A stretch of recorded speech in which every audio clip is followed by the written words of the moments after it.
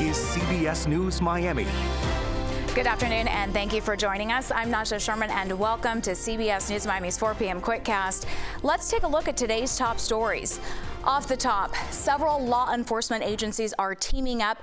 It's to arrest the suspects who they say are responsible for a business burglary in Aventura. Luis Angel Herrera Ramirez was arrested earlier today. CBS News Miami's Peter Dench will have the full story coming up tonight at 5. Always alerting, always tracking. This is Next Weather. And taking a live look outside at downtown Miami, a beautiful day across South Florida, but we are tracking changes on the way. Let's get right to Next Weather meteorologist Cindy Pressler with the breakdown. Hey, Cindy. Everyone was talking about those cool temperatures this morning. It was downright chilly. Right now it's 70 degrees, but down to 54 this morning in Miami, but upper 40s around Kendall. Light northwesterly winds, but it's this dry air that is in place. I like to call this a blue sky or bluebird day. Look at this deep blue, cobalt blue, extremely dry air. Right now, the humidity at 35% over Miami. As a matter of fact, we have the driest air in the entire country sitting over South Florida right now. Everybody else is getting a little bit of moisture. The dry stuff is sitting right here on top of us. So therefore, we get this beautiful blue sky, but these cool temperatures as well with this northwesterly flow. It's continental air, so that's why our temperatures are going to drop again tonight.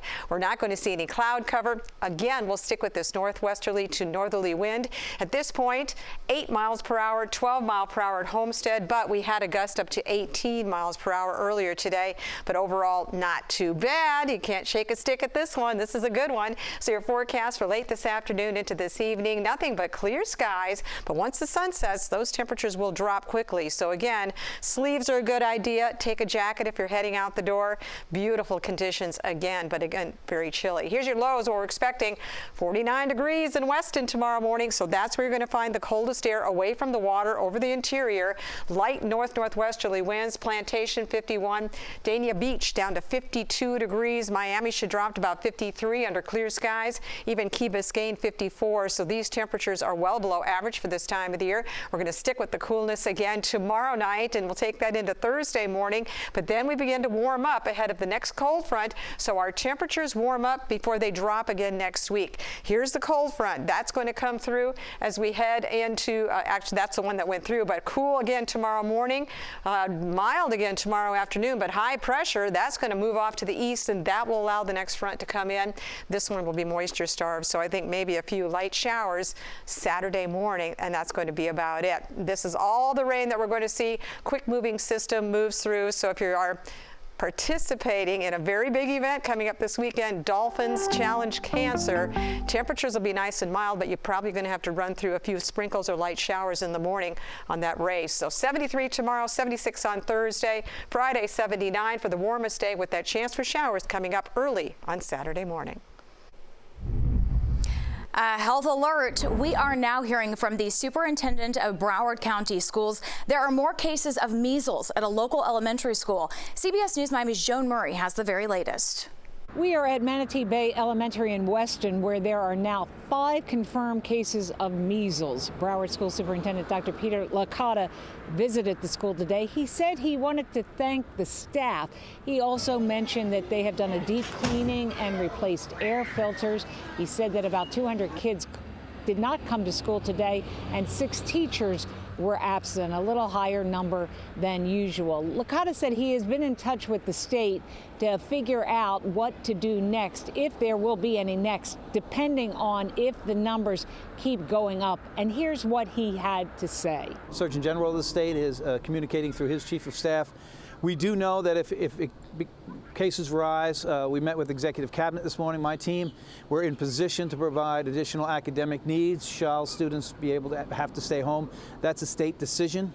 We are not allowed to keep children from coming to school, but if the state feels that it's the best interest, they'll deem that as a state of emergency for the school and be able to keep students that are not vaccinated from the school. But that's their decision. We don't have that authority. We have the authority to do education. Over the weekend, the health department was offering vaccinations for any family that wanted to go that route. They will be offering them again on Friday. In Weston, Joan Murray, CBS News Miami. New information on two stories we are following. First, friends and family are mourning the loss of a loved one.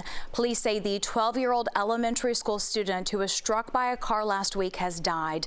It happened along the 500 block of Northwest 151st Street. The driver stayed at the scene. No word yet on whether the driver will face charges. We are also looking into the case of a mother and her two young children. The children died after being found unresponsive inside a car at the Golden Glades. Charlene Alseem was not in court today, but attorneys confirmed the 42-year-old is still in the hospital recovering from injuries. She confessed to a suicide attempt. Alseem is facing 2 counts of child neglect. During today's hearing, the state said it's waiting for the results of a toxicology report. It's to see if additional charges need to be filed. An arraignment was scheduled for February 27th. Voters decide. Almost time for Republican voters to decide in the state of Florida. But if you plan on voting in the upcoming Republican primary, make sure you're registered to vote. CBS News Miami's Morgan Reiner has everything that you need to know.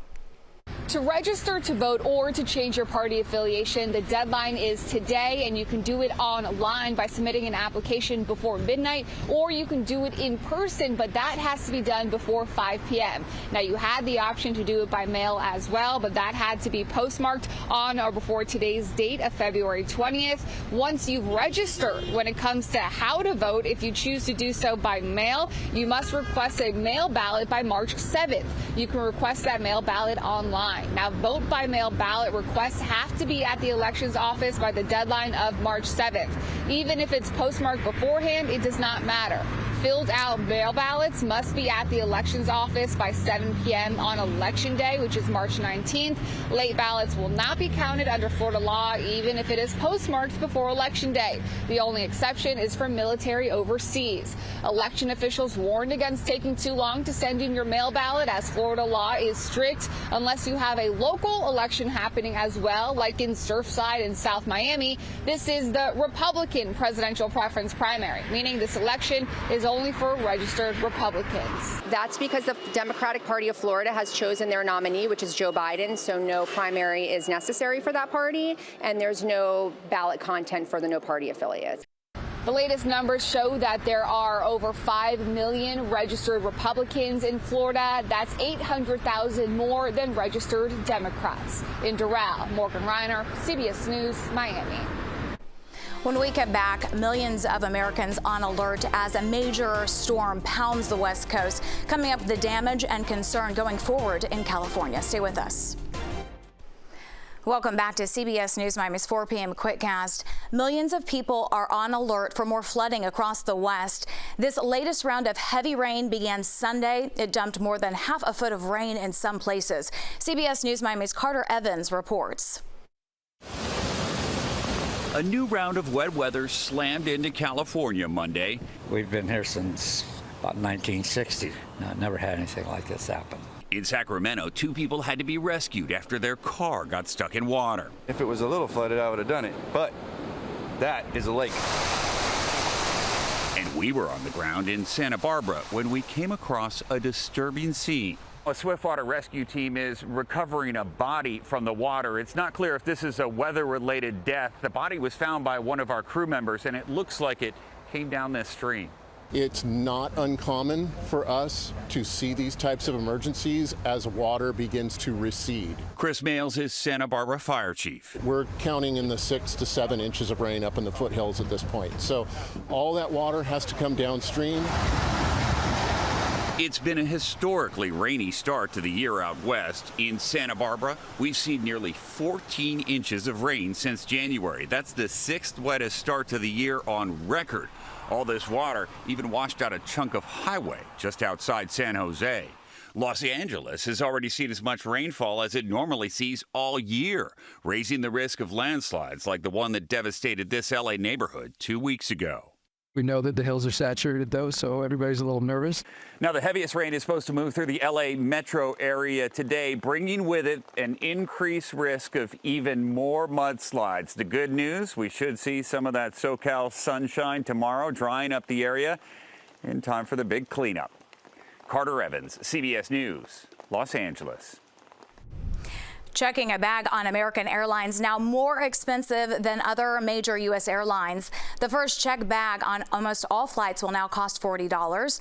It's for customers who don't prepay online. It will cost $35 for customers who do. The changes go into effect on all future flights. Parking at Miami International Airport is about to get a whole lot better. There was a groundbreaking ceremony at MIA for what will become a new parking garage. The state-of-the-art facility will feature 2,200 spaces. It is expected to be completed in late 2025. We'll have more on this tonight at 5. That's your CBS News Miami Quickcast. I'm Najahe Sherman. Stay tuned for more news right here on CBS News Miami and have a wonderful day.